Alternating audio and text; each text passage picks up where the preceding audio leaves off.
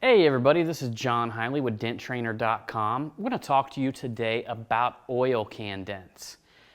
We all have had issues and problems with this. I'm sure if you've been pushing dents for any amount of time that you've ran into this type of damage.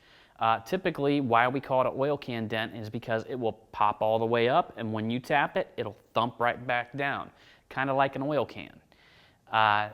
These dents will come in definitely many shapes and sizes. We've had dents that were creases that have oil canned, and a lot of times that's a elongated low throughout the panel or a really hard hit through the center of a door. But one thing that you're going to notice is that most oil can dents are going to happen on a flimsy panel. It's going to have some wobble to it. You rarely are going, in fact, I can't even remember out of the thousands of dents that I've taken out of rails where it's nice and a hard contour, I can never remember one rail oil canning on me. So we're going to talk to you a little bit about the stability technique and how we create some stability in these flimsy panels. Now, oil can dents, typically they arise because the stretched metal will not absorb into the surrounding panel. That's number one. Number two is because you haven't pushed your light far enough back and there's still a shallow that circles the circumference of the dent. So a lot of times you'll fix that center there and there'll still be a big shallow from the impact around it, and you need to bring that up to actually stabilize the impact point. That would be number two. Number three would be on your large dents that are in curves and contours, where the curves and contours of the panel cannot absorb the pushing that it needs to move the metal. So we've got several different scenarios here that we're going to explore today. We're also going to explore shrinking. So actually taking sharp tips and making the metal shrink, where essentially we're fitting something the size of a 50-cent piece into something the size of a quarter. So how do we do that? We actually make small little pushes in the interior of the dent, shrinking the damage. It kind of would remind you if you took a coat hanger, a metal coat hanger, and it was this long, and you needed to shrink it down to this long. What you would need to do is bend it up and down, up and down, up and down until it shrunk up. So we're going to be definitely exploring that.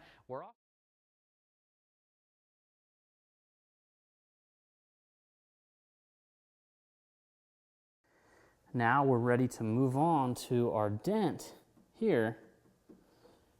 This is underneath the brace. So I went ahead and cut the glue out from underneath the bracing, and we're going to try a different technique.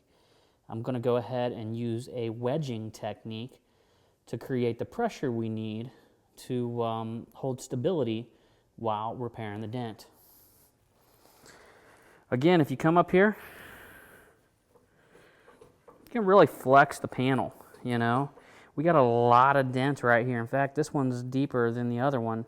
We got a lot of dent that's going to have to be absorbed into the circumference around the damage. So let's go ahead and get to it. What we have here, the damage is right through here.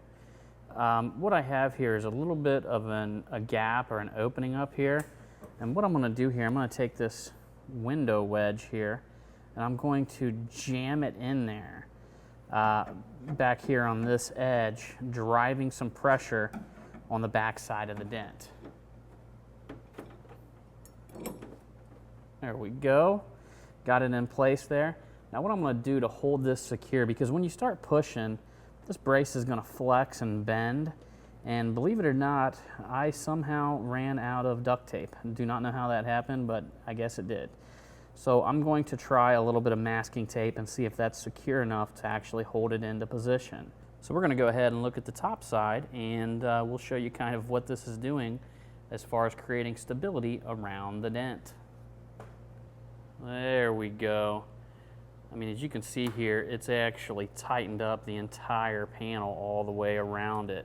So that's going to hold this stable in the center of the damage while we concentrate our pushes.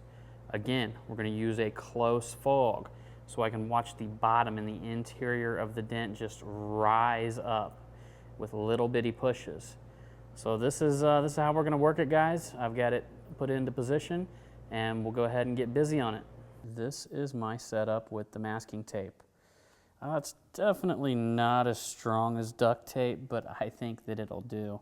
It's definitely staying in place so far, so we'll have to monitor that as we progress with the repair.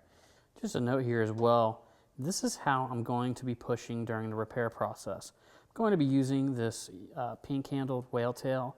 Now, it's certainly not as sharp as the circus tool, but it is definitely good enough. You know, these edges right here can definitely do some shrinking within the panel, and this is how we're going to do it, right up through the brace here. I'm going to be twist pushing throughout the whole procedure. Sometimes I might be using the back of the tool, other times I might be using the front of it, palm up or knuckles up. A lot of times something you're going to note here is that you have more range when you're going palm up. When you go knuckles up, your knuckles actually hit the top of the panel. So if you ever need a push where you need a little bit additional drive, palm up will always give you the best range of motion. All right, everybody, so again, we've got a close fog right here. This one is quite deep, so I'm having a little bit of problem seeing the very, very bottom of it. Got the fog about as close as I would want it.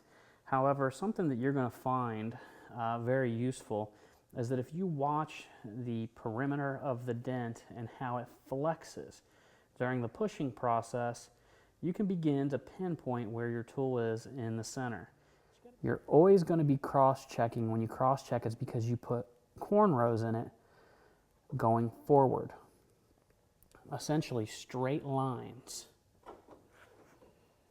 in the repair. All right, everybody, so right here is the last little bit left that we need to push up from this angle. So a couple pushes directly in that little low to the left, and maybe just one push on the one to the right. Now I'm going to try to hold the camera and look through the LCD screen while I do this with you.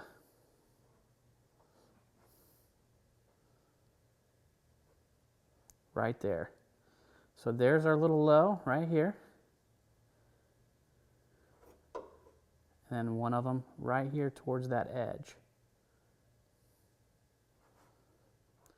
So anyhow, guys, we'll go ahead and make my final pushes here, and we'll take a look at the finished results. So anyhow, guys, there you have it. We're going to go ahead and move on to the next segment of this Oil Can 101 tutorial.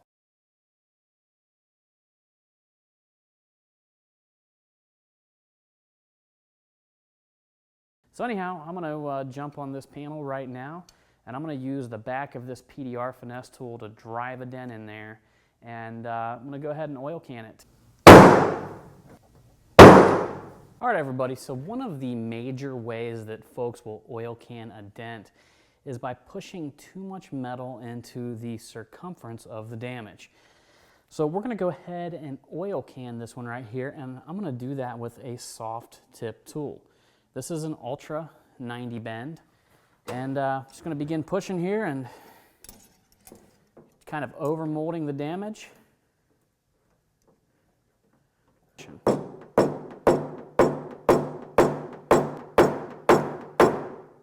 There it went. So if you see that last little tap, there it went. You can see here that the panel just pops up and down, up and down. It gets right to the threshold where you're laying it down, and it's almost flat, and bam, that's when it falls in. So you're stuck in this scenario where you either leave the dent high, which can be pretty noticeable, or you tap it and you leave it low and it's still a dent. Well, I'll tell you, in my experience, most folks, they will leave it high. However, the problem with that is, I mean, you've seen, I was like one tap away from knocking it low. Problem with that is they go through a car wash, you know, anything affects the outside. Just normal driving could cause that dent to fall back in, and then you may have an unhappy customer. So I just want to make a note here. This technique that I'm going to show you here, as far as adding some strength back into the panel, it can only be used technically in a situation where you don't have a severe oil can. This right here, in my opinion, this is exactly what I wanted. I wanted a slight oil can. So, I mean, it literally, right before it gets to that threshold where you're just almost getting ready to tap it down, it thumps in. If you get one that, I mean, you've pushed to the point to where this thing is buckling in and out and just ripping big loud sounds as it taps in and out, you know, it's going to be tough to use any technique to stabilize that type of oil can dent. So here's what we do. We use the stability techniques. Like if you got a dent that you know is going to oil can no matter what you do. And that's a real threat. I mean, there are dents out there that I look at and I say, you know, I know that thing's going to go. I mean, it doesn't matter what I do. If I use a prop rod, if I use a mini lifter, if I use any of my techniques, that dent is going to go at some point. But my idea is to use the techniques to minimize that effect. So I'm going to use that technique so we can soften the oil can. We can make it like this oil can dent right here. It works great. In fact, it could even be a little bit more severe than this oil can dent. However, when you get one that's really, really bad, just be careful with it. I mean, I've used this technique successful on some pretty bad ones. But if it goes past that threshold where the whole center of the dent's mangled up, it's nasty, it's overstretched, don't do it. You know, it's not going to work that well for you. So, but on occasion, we get these ones right here that slightly oil can, and they can be saved.